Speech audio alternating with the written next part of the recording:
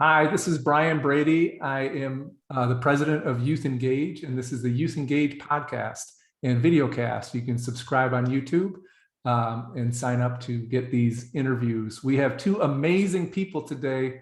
I am so excited to interview. They're both former students of mine, but they're now very successful entrepreneurs. One on the nonprofit side, Dawson with Dion Chicago Dream, and one on the for-profit side, Griffin Directions, who does black luxury interior design, both commercial and residential design. I'm really lucky to know these fabulous leaders. And the topic today really was inspired out of a Wall Street Journal article about the lost boys in education. And the article talked about how college going rates for young men across all races has dropped, and colleges are now 60% women and 40% men.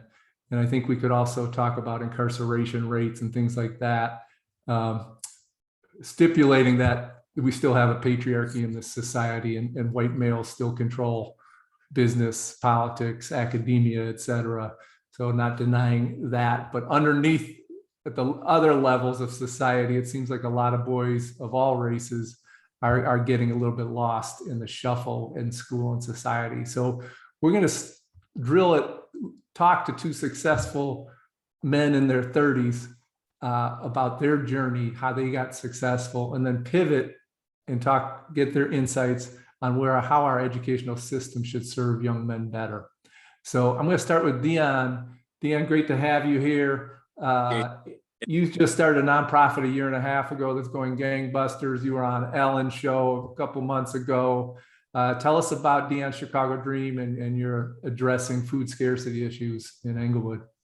Definitely. Well, Dion Chicago Dream is fighting food insecurity, but the way that we're doing it is anything but the status quo. So me growing up, as you know, me growing up with the limited resources out of Englewood and standing in those long lines trying to get food and seeing my mom struggle and seeing my family struggle to graduating high school and then going off to the military, learning about public relations, learning about communications, learning about journalism, and just becoming a man myself. I wanted to always come back and figure out how can I help my community. And so upon coming back, I mean, it was a crazy transition, but I still saw a lot of those issues that plagued my childhood.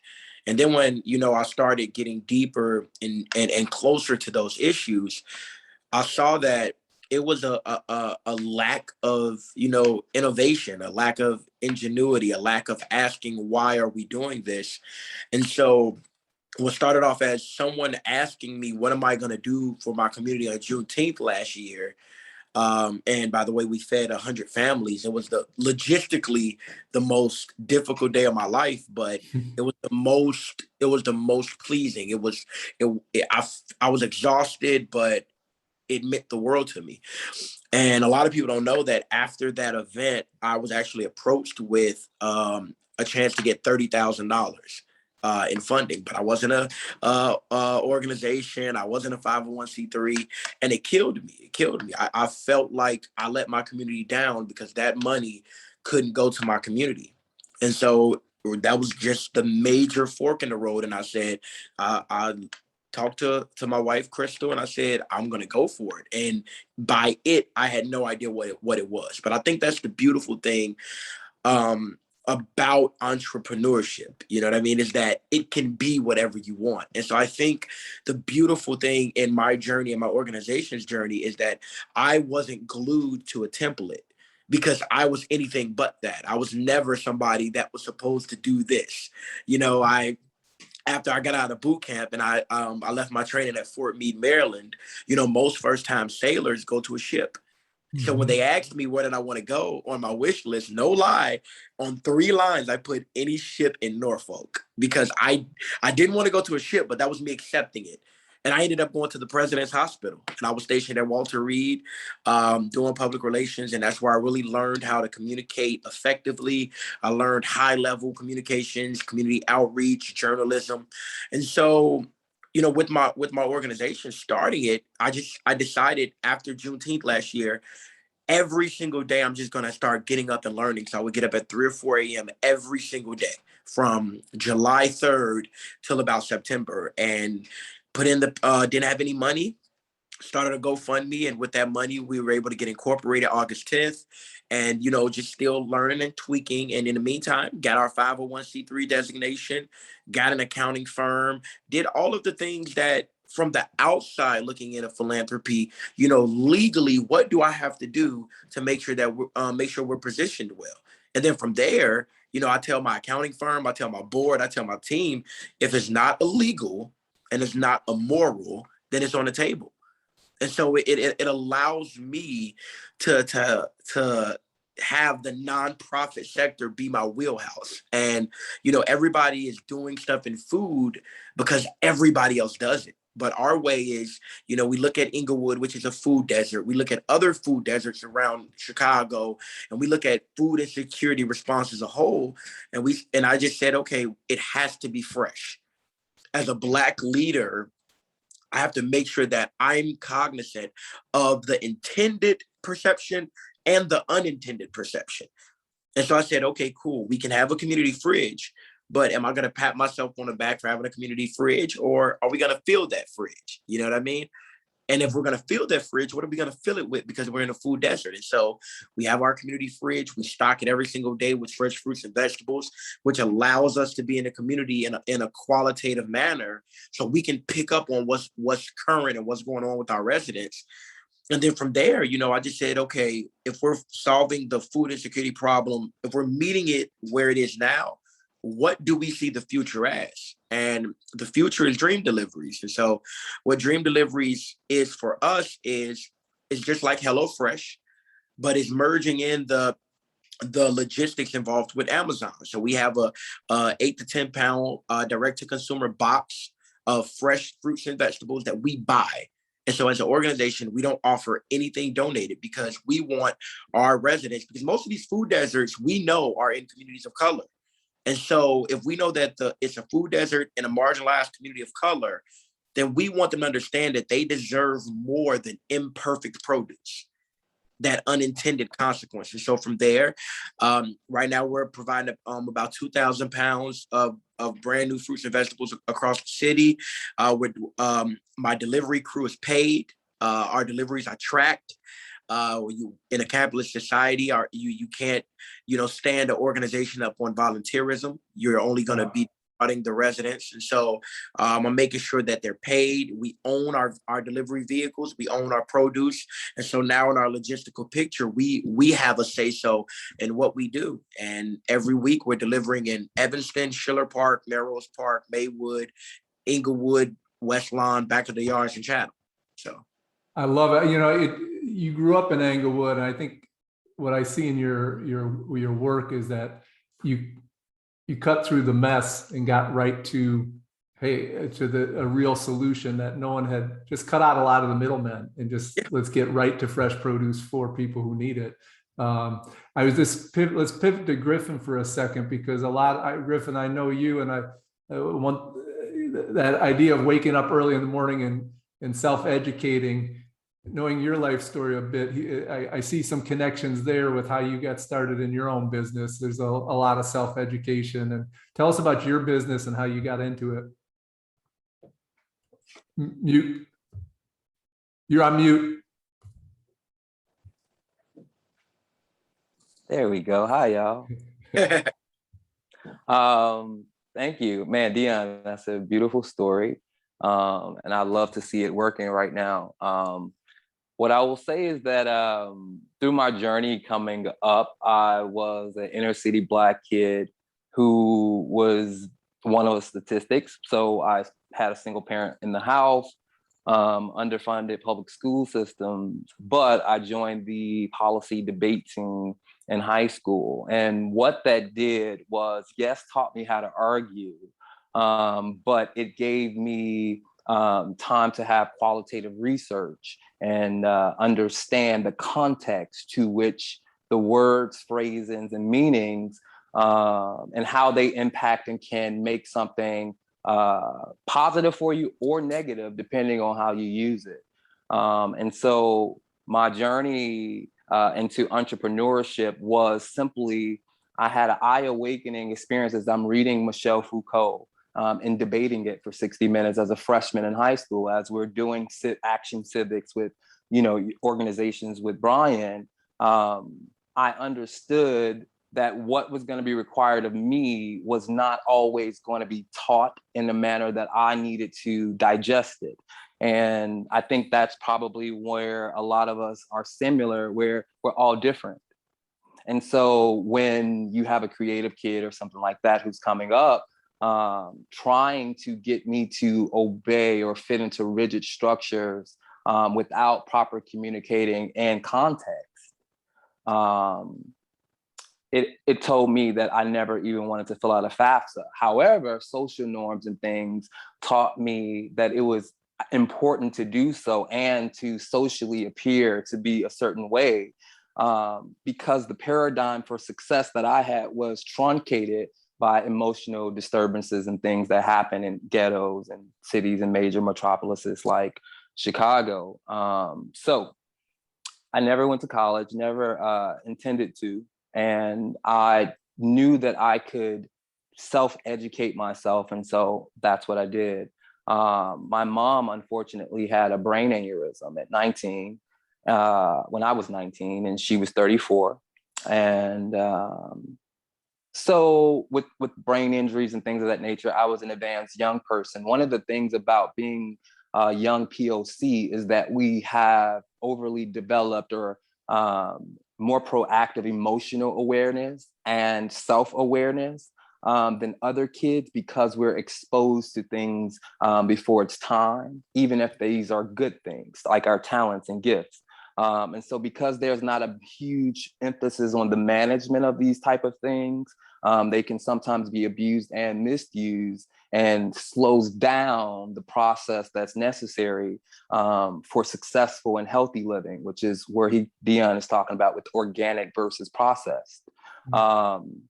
So with my mom having this aneurysm and me understanding that a 9-to-5 job where my time was valued at the time, I think it was $8.15 was the minimum wage, and I was only a high school graduate, something else had to happen. And so that's when I had definitely had people in my life, individuals, organizations that did nurture my emotional intelligence, as well as school, which was nurturing, and debate, which was nurturing my actual, my intellect. And so I started to renovate this home, and it was a foreclosed home that a friend had moved out of, but the nursing homes were so bad that I was just like, I know I can do better. And if I don't know, you're caring for your mom, right? Yeah. So, home, right? Yep. So I brought her home. I'm an only child on both sides. And so I brought her home. I read, I studied, I got certified in critical care nursing, respiratory therapy, wound management. Got this house, didn't even have a fridge in it or a microwave, but my mom had what she needed. And I was like, I'll figure it out. I'm one of those. And so I started to renovate this home because I was there all the time, all day long. So I was YouTubing, figuring out hanging drywall, putting the light fixtures up, staining floors, and because I had to be there 24 hours. And so eventually when my mom passed, I had a memorial at the home after we were there for maybe another good 6 years before she passed away after the initial injury. And I had the memorial at the home. And so many people came that were friends, and they were amazed that this was where I had been, living all the time on the south side of Chicago. And from there, I went on to, they asked me, hey, would you like to come and design for us, interior design, or design our church? This church was a mega church. And so I took it, used the skill sets that I had, generated it, and that became one of my income streams. But my success, I think, is a lot broader than just my success in finances. That's one part, and that's cool. But yeah, interior design, I design spaces now for people and for places, because I've had a lot of different various experiences up and down the success ladder. I've made a lot of mistakes, burnt a lot of bridges. So I think I got it now. And so that's what I do. And yeah. You guys both did MICFA challenge too, I know, in high school and Definitely. your curriculum. And I was thinking have a lawnmower out here, so I got to get my question in before it goes off again. Is, starting with assets first and support systems. Dion, you talked about your wife. Griffin, I know I've heard your podcast about you connected to a Latino church at one point that gave you a lot of emotional support. What have been, you guys have overcome immense things in your life and just societal racism and injustice and inequity. But what have been these key supports that have kept you going throughout your time? Definitely. Yeah. Well, for me, yeah. So that first church that gave me my first big opportunity was that Latino church. I redesigned it, did a full remodel, and just applied what I did know towards it. So emotionally, the development process is something that is a process. And I think that a lot of adults don't clarify or use communication language that we as youth can understand, that you are just an older imperfect person and we're young imperfect people. And so we're similar in that sense, irregardless of injustices, races, in color and creed, on the very bare genesis, we're human beings. And because of that, you're figuring it out and I'm figuring it out. However, the emotional management allows me to be able to ask you a question in confidence and know that you've had and done the work that's necessary at your age, which hopefully you've grown to at whatever age you are as an adult. When we ask you questions, for you to answer with not only your intellect, but also your emotional convictions and motives. And if the adults who try to teach, train, or lead us do not consider that, or do not do the work within themselves, within their character, within their motives as to why they're doing it, and have a balance, you couldn't have helped me manage it anyway. And I'm grateful that a lot of people didn't. Definitely. I think that's such a crazy amount of overlap in, both of our approaches. It immediately, takes me back to my favorite quote that I kind of kept with me as I started, was a J. Cole lyric where he says, I'm just a man of the people, not above, but equal. And for the greater good, I'll walk amongst the evil. And it always stood out to me because it's about humility. And, both of us coming from MICFA, I think the thing that MICFA had, especially when, the first few generations, you know what I mean? It came from a place of respecting when respect wasn't the norm. You know what I mean? Yeah. And MICFA never ever assumed that they were the subject matter experts. The only thing we accepted it was an environment that allowed us to be us. It allowed us to go through. And so, for me, I didn't even, realize the similarities in not only MICFA's approach, but even in my approach from what I learned from MICFA. It's about, having, like Griffin talked about, that questioning attitude, having that understanding that nobody is greater than or less than. Yeah. And so our ability to have, sustainability is because, we respect not only the people, but we respect the process. And I think that it has to come from a grounded level. You know what I mean? And I think that's why, I love being in the community. You know what I mean? And, when Brian was talking about your travel, Griffin, his face lit up. You could tell when Brian loves something, you know what I mean? It's on his face. And so, but that is that thing that allows you to do of what you're doing, is that you go here, you do this, and it feels different. And so when it comes to working with youth or being a youth, it has to be a mutual respect there. And for me, I have to meet people where they are, because for so long in business and for so long in philanthropy, being a good person or being a good steward became less and less popular. You know what I mean? And so if we see this, that there's a void there, and we know that we already had to jump over and hurdle systemic racism and, family trauma and neighborhood trauma and neighborhood neglect and, inequality and lacking, equity to get where we are, then who are we if we don't turn around and create a better setting for those coming after us? And so I think that this generation, the only thing I think that not the only thing, but one of the true markers for our success is we not only pass the eye test, but when you actually look, there's actually substance there. There's quality there, and we're not peddling to the lowest demographic just to say we're successful. You know what I mean? Like when he said burning bridges, you know what I mean? Like being an entrepreneur is not easy. You know what I mean? Being successful is not easy. But Elon Musk, said it best when he said, what college you went to didn't matter. The information is out there. And so who are we to say we're entrepreneurs if we're not learning while we're, applying? You know what I mean? Yeah. I just have to laugh that you guys get to see my whole house. And Griffin, now you can help me design it better.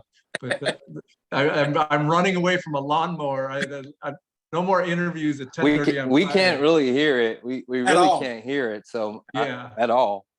So I'm on mute, but because I put it on mute.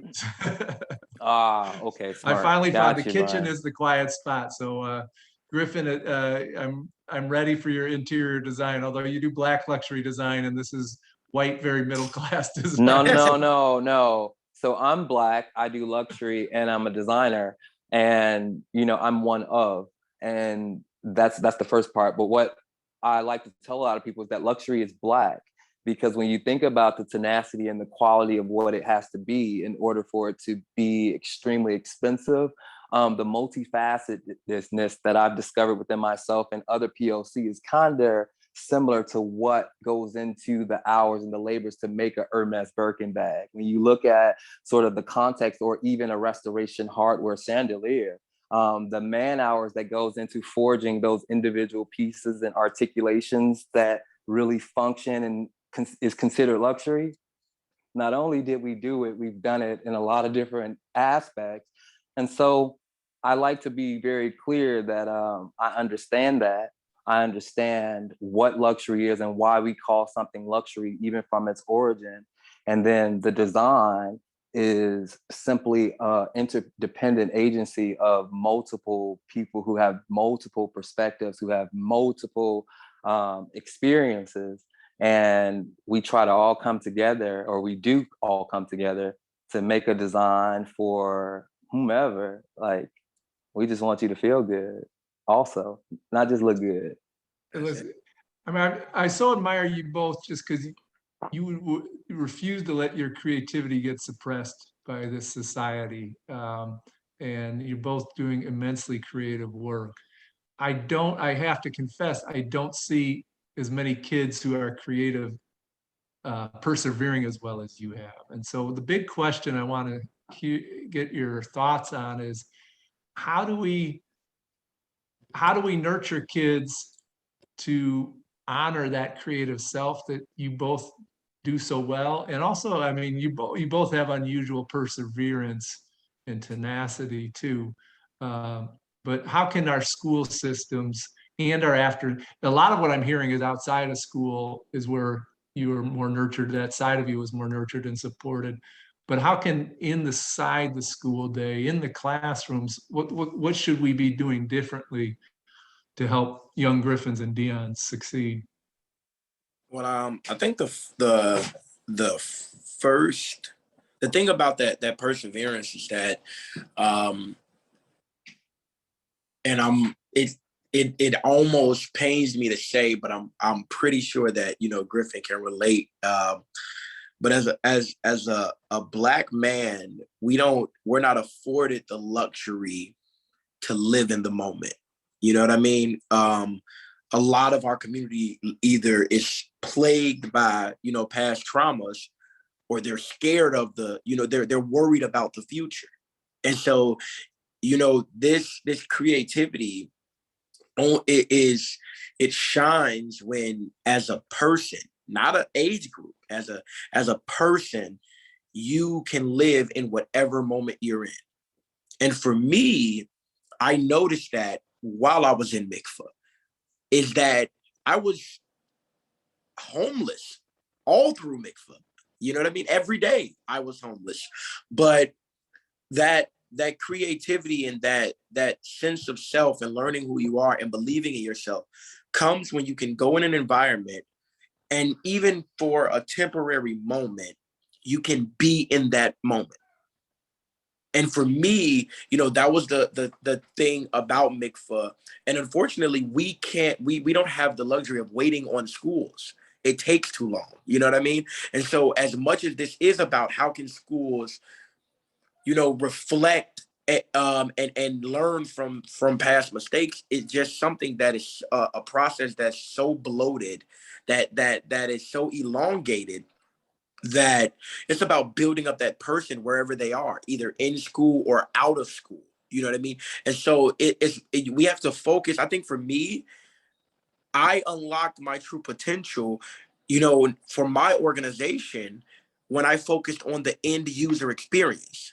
I don't focus on, everything. I focus on what is the impact at the person's, the recipient's level. And so when we're thinking about a student, what is the experience for the student? And it doesn't have to be complicated, because if we go to it with no expectation but to learn, then every day you get excited from the possibilities that can occur. And so looking at each student, and I'm not trying to talk too long, Griffin, please just get me with the church finger. Nah, listen. I can listen. Feel free. Go ahead. But I think that I have a responsibility as a steward of Inglewood also, in that, showing these white-led, grant making orgs that look at a black-led org and scoff at the idea of giving them $250,000. And so I said, no. I said, I go from every room I enter, I go in, luckily, with the chance to just be in that moment. And I think with schools and and outside of school, if these kids can just be in the moment, you know what I mean? There were days leaving school, me and my friends got shot at and jumped and going home and not having anything to eat and eating croutons for 3 days. And the only time I ate some days was at mikvah. And so, it can't just be about the system. It has to be about the person. Because regardless of the words you use to explain it, when somebody does not feel valued, they cannot begin to unlock their true potential, period. Human-centered design, I kind of hear throughout that. Griffin, what's your take?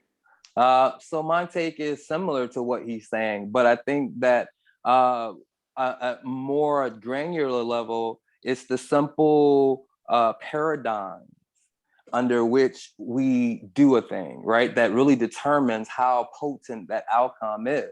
So when we look at things like, when we look at sort of the worlds of the opinions and the people who are teaching us and teaching our children, the main thing is that we need to be able to have a communication level and an emotional awareness level that's not being nurtured, right? So we talk about how to manage our money, and there's emphasis on how to solve problems, but we don't forget about the spirit.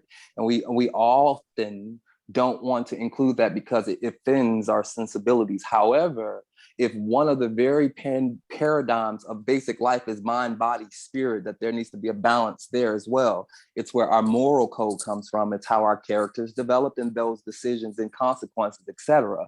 So when we consider the world under which, the paradigms under which we're doing a thing, and like Dion said, now asterisk, but in survival mode, what would you trim off? What would you cut? What lessons would you try to process and speed up? If you knew that in a moment after school, you would have to have the emotional awareness to be able to check your surroundings and pay attention to who's doing what and be able to accurately interpret whether or not they were going to harm you or if they like you, whether they were going to accept you or dismiss you, whether because you don't do a thing the way that their family paradigm, their constitution does it in their house, it's different. So it's foreign, it's uncultured almost. So in a world in which you try to create a curriculum that doesn't teach humans, POCs in general, but more specifically, because I can speak to that experience, when you create curriculums and catchphrases and programs, but you don't teach us how to have what's considered faith, that's important, because faith tells you to continue to believe even when you cannot see it. So this essential paradigm that adults know, you know to hold on, it'll probably be better after you take a nap. You know to hold your decision on giving a yes to someone until you think about it and let it sit. You know to wait till you're at home and rested. You know what to do to recenter yourself, and you've had more time with yourself. So you know what to do when you're happy and how you can celebrate. You know what to do when you're sad and how to bring it back. You know what to do when you're mad. And you have sort of set in that and you're working on it, hopefully. Because if you are a growing individual, that means that you should never stop being able to change and move. However, that's not expressed in your curriculum and program to us. By the time it gets to us, those are the very basic skills we need. The environmental change. Money come any day and time, but we cannot get our time back. I can make more money all day, but I cannot get when my knees work like they work now. When my endurance is strong in my 30s and I can sit there and take red-eye flights from here to there to handle business, to become successful, to be charitable. That paradigm that's not being worked out, we understand, do gym, PE, keeps you healthy, jumping jacks, we understand, and you think about the creativity portion of it. We are kids who are blank slates. You raise us to have nap time, snacks, you love us, you forgive us for our mistakes. If we potty on ourselves, you don't holler at us, hopefully. You teach us with good intent. Everybody who comes around a kid in a perfect world has some type of good, they just see a kid and they light up. Then you put us in K. Remember, we start there. And you continue that. You teach us, you let us play with others, you introduce people to us, new friends that are happening. You give us a nap, you give us a snack, you keep it organic, you keep it cool. You're patient with us when we go potty in our pants. You don't blast us when we accidentally get the answer wrong. You correct us gently, right? And then you take us up into a higher middle school education where you completely rip that part away. We don't get naps no more. We also don't get to talk out of turn. We don't get to express opinions that are not scriptured in the book because you believe, or the system that you've created believes that that is the most efficient way to get it done. And what you know about adult life is that there's always more than one way to skin a cat, ain't it, Brian? It's always more than one way to get a yes or to get something done. Dion has discovered that.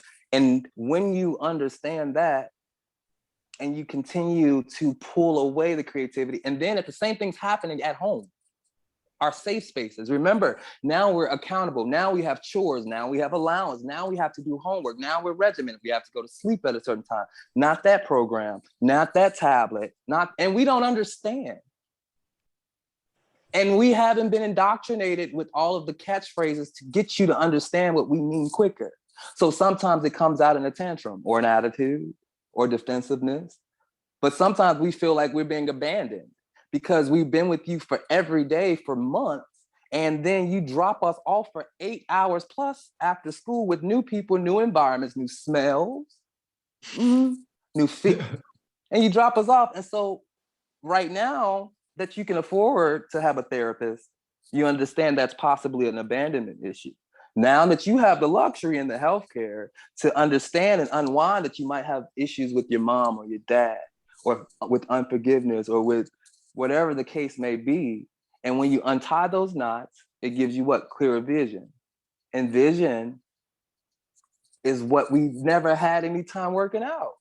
because it's part of faith. Faith and, those are things that are not there. Seeing the project done, seeing what the room will look like when I'm done designing it, starting from the blueprint. Before I break ground, I have to know what the design is. Before I pick a light fixture, Brian, I have to go back a step further and say, hey, electrician, I need you to put a box there because I want to put a light fixture in that room, even though it doesn't exist yet. So I need to not only know how to put a pretty light fixture up, it's a lot of other stuff I had to unravel with it in that management of it in order to be successful. I'm hearing from both of you, it's fun to hear your journeys because you weave so much of your own journey into your analysis, and just emotions matter, that the journey, the emotional journey, it's the gonna be kids tough. is going on in school, and people are gonna leave you, and this is the thing, if you're not training us at home, right? So it starts there, and you're not training us to be strong in case, hey, you're gonna start to go to school, so I need you to understand what that means. That it's not that I'm gonna leave you, I'm gonna come back for you. Right. And if you're not dealing with that at home, and then you put us in school, and then you just keep ripping it away, it's 2021, and you wonder, those kids act like they ain't got no type of morals and characters, but the older generation was kind of responsible for training us. So Griffin, what does it say about you? You remember when I punished you for doing something actually positive? I asked your forgiveness a couple of years ago, but I think it leads to a question. I think I was a decent youth worker most days, but one of my regrets was when you missed a flight to a field trip, and you on your own hopped a flight and caught up with us. And I took it as my legal liability head was like freaked out, and I punished you for that. And looking back on that, it was pretty amazing that a 17-year-old kid talked his way onto an airplane after he missed a flight and caught up. That just showed creativity, problem solving, perseverance, get-to-itness. And I punished you for that. But I think I understand. But here's the thing, my emotional awareness that you see, I understood though. And as a kid, if I didn't have that advanced learning that I had in the hood with my family and my parents being gone and being an orphan and being homeless and being mistreated and sleeping on lots of different couches, and knowing what's a good couch and a bad couch, and knowing what environment feels welcoming and what doesn't.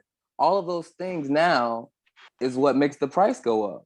That's what quality is, and that's what luxury is. The complexities in which it's derived in, and the amount of time somebody's willing to invest in a thing is what brings the value up. And I think that's the what you said that we both kind of harp on is, and you highlighted it so well, is that the things that made you are not things that are given a proper valuation at any point in the scholastic process. And so, all of the things that allowed, Griffin to become successful, all of the things that allowed me to successfully, build a nonprofit were all of the things, even to this day, that the system tries to devalue. And so, it's that man, look, the amount of code switching and amount of emotional awareness and maturity that you spoke about, Griffin, is exactly, what sets us apart. And we're not taught that is luxury, and that is luxury. That is the thing that allows me to go into a room and people don't dismiss you because of your color, because of your age, because of your origin, because of where you come from. If we're all in a room equally and we can be ourselves, then learning can occur. But a lot of times, a lot more times than not, there are adverse effects to the way the way that we just keep, doing the same thing over and over. And the funny thing is, when you said that, Brian, initially I started out like that with the fridge, because I do have a liability insurer. You know what I mean? And so, what? He did his computer die? Still going though. So. Okay. Yeah. So the thing about that is, having a liability insurer, you start off like, okay, man, I don't want to do this, and but then after a while, you're like, nah, like, I'm here for a reason. And, if we really want to change everything that we don't like and everything that's not fair, then we have to make sure that whatever we're doing it for a reason. And whatever we're not doing it for a reason. And I would even, challenge you to go further and to say that you need to think about why you think the way you think, because in it is where you then make sure that the paradigm or sort of the constitution that you're using to move throughout life, and you have to have one for yourself. You have to have one for each of your different businesses. And they have to be specific. They also have to have clear number goals. Things like that teaches you'll say, what do I need to do to work up to get to this number? But that mentality is, a part of your paradigm when you start to think about, okay, what's my character? Your character can't be developed without knowing what your brain is. Do we do that? But we don't do that over here.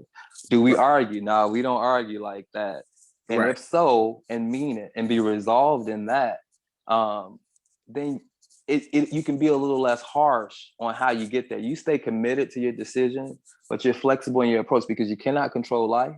That's one thing we know. You think you got a plan. You appreciate your business plan and all those good things. It's wonderful. But it generally works out the way, if you have faith. I believe, I'm a Christian, so I follow Christ. Because I think those principles for me are more aligned with just the basic principles of earth, of organic matter.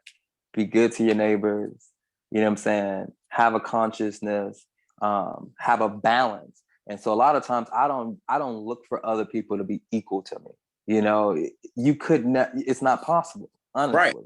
Because you weren't there with me. So I need you to be balanced and equitable for yourself, whatever your things are, because they're just different. I'm imperfect and mine are just different than yours. Yep.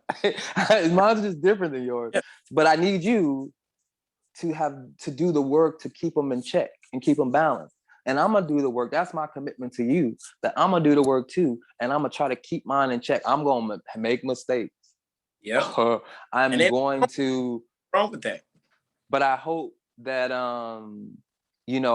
that I have grace, you know what I'm saying, that I've developed enough grace with you over the other time that you don't hold it against me until I grow and learn to do better. That mentality right there will keep you from being angry with anybody. They just did a different part than you were. Yep. And somebody let you live. Yep.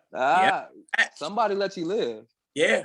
Yep. And so remember those people, those parents, those grandmas who knew and they let you live. Right. People who listened to your stories and just knew they didn't make sense and let you live. Okay.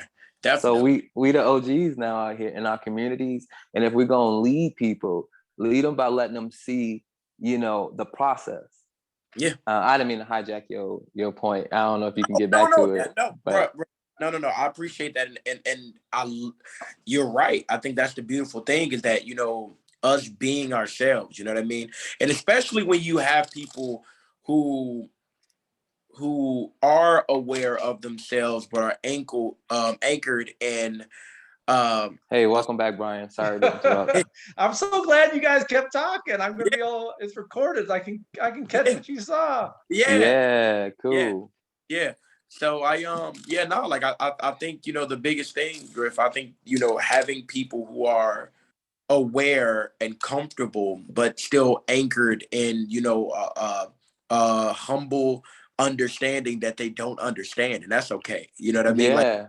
That's what should keep you quiet. Yeah. And it should keep you meek, because when you realize how much you don't know. Yeah, man. Yeah. Yep. And I think that I'm almost embarrassed. Hey, we lost Dion. He must have got a phone call. Oh, you're back. There you go, brother. Hi. Yeah, no. Continue. Go ahead. That's the beauty of it. I think that the more I realized I didn't know, you know what I mean? Even to this day, like I woke up this morning and, looking at a few things, and I said, oh, that's interesting. And so I applied it, to, our communications model a little bit. And that's the beautiful thing. I think it's just, loving everybody and being me and having grace. Because, that word is so funny that it's so prevalent and so important now. And it was not used coming up for us. It was not used in Inglewood. It was not said and reinforced. Unless you went to a great church. Yeah, exactly. They teach you about grace. Yeah, they teach you about mistakes and how you can be forgiven for them. And different things like that are what really helped me anchor myself. Like when I would be homeless or riding a train, I knew not to be listening to stuff that wasn't going to put my mind and my spirit aligned with what I'm trying to get out of. I'm already in hell. Right. I'm already in garbage. I'm already around undesirables and trash. This is not a situation I feel comfortable or is desirable. So at a bare minimum with this battery and this prepaid phone signal, I'm going to listen to something that's going to talk some positive, good stuff in my ear, because I cannot be in it and ingest it, because we're ingesting what's available in our food deserts. So I cannot have it in my surrounding, have it in my body, and have it in my mind. That's what you call disgruntled youth. They'll come up with terms or violent or unlearned or no respect these days. They give it all type of terms, but that work that it takes to really unwind this ball and this yarn to figure out what it takes to be effective, you'd have to be yourself and be balanced in who you are. And I have to be myself and be balanced in who I am. And that's not equal, but that's also not competition, because my true level, once I found out being independent, I'm an only child. So being independent, and that's what people consider successful, that was easy for me. But what you come to realize as you grow and you age is that that's not really the highest level of success. I think the highest level of success is interdependency. Now go back in our archives, look at Mikvah, watch how they use their partners to get different things done. Watch how they use their people who were good at certain things with certain groups, certain crowds, or certain issues. They categorized them and they depended on them to reach these people with the same mission, same goal that was set by Ab, who I love, Abner, Mikvah, and Zoe. How they were committed to the decision of democracy is a verb, but they were flexible in their approach on how they got there. Yep. And that to me is a really good example of what life is. Take out the name, take out the individuals, and now look at your life, grid it, plan it, organize it. And you're going to find out that success is a lot more than just some money. Yep. But it helps. Baby Chloe, I know you guys have gone on about 45 minutes more than I asked you, and I know how busy you are. I'm sorry, Brian. No, I'll try to put a bow on this. I think you guys are both geniuses, but I don't think your type of genius gets valued in our schools. But somehow, some way, you guys were unbeatable, and you wouldn't let your genius get denied. And so, we probably need to write books on that. We need to do a movie on it. But I'll tell you, Brian, I'm in my season where I realized that I like to be a little more quiet and a little less braggadocious, because I don't want other people who watch or listen to my story to jump out of their process, right? To jump off the process table, because we need you to stay in the process. And I don't want you to think that you can microwave or take the elevator to get here or read a book. It's not a book. It's not a book. It's lots of books. It's not a conference or podcast. It's lots of them. Not one YouTube video or one person, one spiritual guru. It's lots of them. And you have to chew the meat and spit out the bone. So that's why, so the celebration and the applause and stuff, cool. But exactly. It never ends. I know it's not like you guys have made it and you don't have to struggle we're anymore. still growing. We're still growing. Yeah. I wouldn't call it a struggle. I call it growth. And just like a kitchen plant can go to a floor plant, change the pot, we'll get bigger. And the other thing, I'm gonna let you go, is that POC people, we call roses out of concrete. Like, concrete is organic matter, you know, and we own it. So it doesn't matter where you put us. Give us enough time. Yep.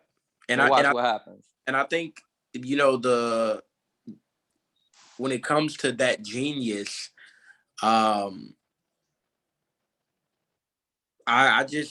had to find peace. I think I just had to understand that, you know, what am I doing this for? You know what I mean?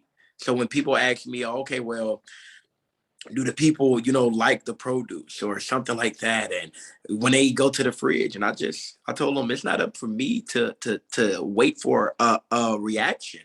You know what I mean? And that's what it's about. My value is in, you know, bringing value and changing lives, and changing lives a lot of times is actually a quiet process. It's when it's not the loud stuff. You know what I mean? It's the quiet days. It's the times, you know, when nobody is around. It's the times when you reflect, when you're praying, when you're thinking, when you're growing. And so, you know, just like, you know, Griffin said, I think, you know, it's not up to the same system that is stepping on me to just value me, because then that's just a weird abusive. Yeah, man. Like I need my abuser to value me. Like, okay, but not even to joke at that. That's essentially what the actions show. Because if democracy is a verb, I can think of a lot of other ones that go hand in hand with it that are probably rotten produce. I asked one more question just because you got me, Dion. It was really quick. You both had a lot as teenagers. I remember you both, and we like to medicate our boys. I don't care. And wait, you're breaking up a little bit, Brian. Is that me? Oh, no, that's Brian. Can you hear me now? It was messing up. Oh, okay. He was about to ask something about medications or something, right?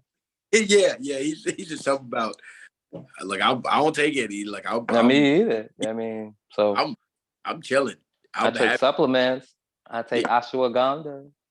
What's that? Talk to me. Oh man, I take a bunch of stuff. I'll DM you. I'll send you. I'll shoot you my number. Yeah, man. I take my supplements, all natural, and I just balance it out. You know, the only thing I don't eat is pork, but other than that, I just balance it out. So if I go to somebody's house, I'm gonna eat what you cook in moderation, because I've already done the work though within my metabolism in my body that it's gonna come out anyway. It ain't gonna sit there. We don't do that. Yeah, man. We gonna make sure we get. I've seen your fridges too on the south side in different spots, man. They're pretty cool. No. So that's the funny thing. The reason I started delivery is because I have one. So the fridge idea started in Europe, and then, you know, in the UK, and then it came over here during the pandemic. I only have one because I realized. Is that the one near Boxville? Sorry to interrupt. No. I have one. There's one over there too. I have one in Inglewood, but the difference with ours is we don't require mutual aid. So we fill ours with brand new produce. Because if I put up a fridge in Inglewood and they're in the bottom 10 and 10% in average household income, and it's a food desert, then what's going to be put in there except processed foods or stuff that's going bad, because that's the only stuff that's being offered. And so I said, no, we need to bring in new money, new produce, you know, new ideas. And so for our fridge, that's why with our deliveries right now, we're in almost 150 households, whereas they enroll, they get a box every single week, 8 to 10 pounds brand new to their doorstep. And so that is the future of it, because food insecurity is literally about food access. And so how can, you know, we solve food insecurity without acknowledging that a person needs consistent access? And so, you know, from there, I just said, okay, cool. We'll do a delivery program, because we also know that, okay, it's a food desert. It's a transportation desert. It's a gang territory. It's all of these. I said, no, we're going to take it directly to their doorstep. That way we know who we're feeding, what we're feeding them, when we're feeding them. We control the quality. It's always a good quality. We have that integrity. And if it costs money, we just go get the money. And that was the beautiful part, is like when I started, everybody kept saying, well, you should just try to get donations. We don't take donations as an organization at all, as far as like food, because banana in Streeterville that's considered old should not be treated as if it's fresh in Inglewood. That's just, and so from there, everything, we fill the fridge every single day. And then deliveries go out once a week. Mm. Well, listen, that's amazing. And I wish you the best with that, man. I love it. I love to just see people making something happen, whatever it is. I love to see people grow into stuff. And I love to, be transparent, so if there's anything I can help with, if you have a problem, I don't know what your top problems is with your dig, but if you let me know, if there's some kind of way I can help or connect you with somebody who can help you do it, and just a phone call, email, or something like that, and I'll be happy to help with that, man. Yeah, I'm gonna send you my info, and also I'm looking at getting a location relatively, in the first and second quarter next year, because I said I'm not getting a location unless we own it. You know what I mean? So as we get that location, I'm gonna need some luxury design, man. For real. So what I will tell you is, like, again, without being like super specific, it's just one of the things I do, man. I have a home line, I have candles, I have luxury, like, short-term stays that I'm working on. So to me, if I had to answer that success question, it would be a conversation, because I feel like success is like Thanksgiving dinner. You don't really prepare all of your food the day of Thanksgiving. You have different dishes and different stages of preparation for the day, so that on the day you can just pop that in the oven, grind that up fresh to go on top. You didn't let things marinate. Success to me is similar to that. So I want to make sure that on the day of that, I have a lot of different streams, or even if that is not a magical day, but when that time comes around, when that season comes, that you are compounded and you're strategic in what you're doing, so that it can appreciate well. So a lot, and that appreciation is where a lot of people, or they sum it up with the quote, "It ain't about how much money you make, it's about how much of it you can keep." Yeah. How much do you keep? And that's about balance too, but that's a balance in your finances. So being well-spoken, Black, young, active, we're not special. That's why. So I don't really need an award. I think we're all this way. I've just maybe come to a realization a little sooner about how that I should take myself more serious because of others. So I have to do what I need to do if I really want to be able to do what I think needs to be done. So that's what discipline is. You learn that mentality, organize it. And so I do a lot of different things. And so including, some stuff with some food and restaurants. So we have like my short-term rentals have amenities where you can have like in chef in the unit, stuff like that. So fresh, so produce and stuff like that. Think about your problems. Are you having a lot of food that goes bad? Then, or is it going bad, or is it need to be eaten same day of? So unraveling those type of problems, what is considered bad? And if because for me, a banana that's bruised and been sitting for 3 days, that's a little brown, isn't bad for me. It means that I could throw it in my blender and make a protein shake. It means that I could just eat it because I know I need it. You know what I'm saying? And it's a natural sugar versus me getting a cupcake, so, but that's paradigm.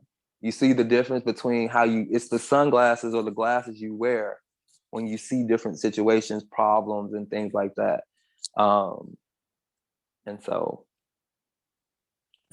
figuring out those type of terms, and I know we still record. I don't know if this is like, I'm just talking to you, but figuring out those type of terms will help, me who may not have time to get into this long, granular 45-minute plus conversation we've had, but I can understand what your paradigm is.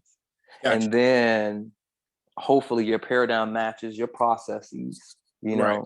Yep. and then your processes should match your paradigm, and then your profits should match your paradigm and your process. So everything is compounded. Gotcha. So to see one thing longer or more success, you know, more than the others, it lets me know that somewhere in there's not enough balance. Gotcha. And if you don't have that balance, you're gonna fall over. Gotcha. Definitely. No, and I appreciate it. You're right. So I mean, let's just, you know, I'll reach out to you, get your number. Well, I'm about to email you so we hang up, and then Yeah, man. And also vice versa, man. If you need anything from me or just even want to shoot something at me or say what's up, anytime, brother. Oh, most certainly, man. I love it. So I think I don't know what the question was. I was hoping Brian, Right, but he didn't. And so right. I'm gonna get on out of here. But yeah, All I right. look forward to that email, man. I'll reply when I get it. All right, that man. Look, man. Safe travels, man. Enjoy yourself, man. Thank you for everything you do. For Appreciate you. cheesy. All right, man. Have a good day. You too. Peace.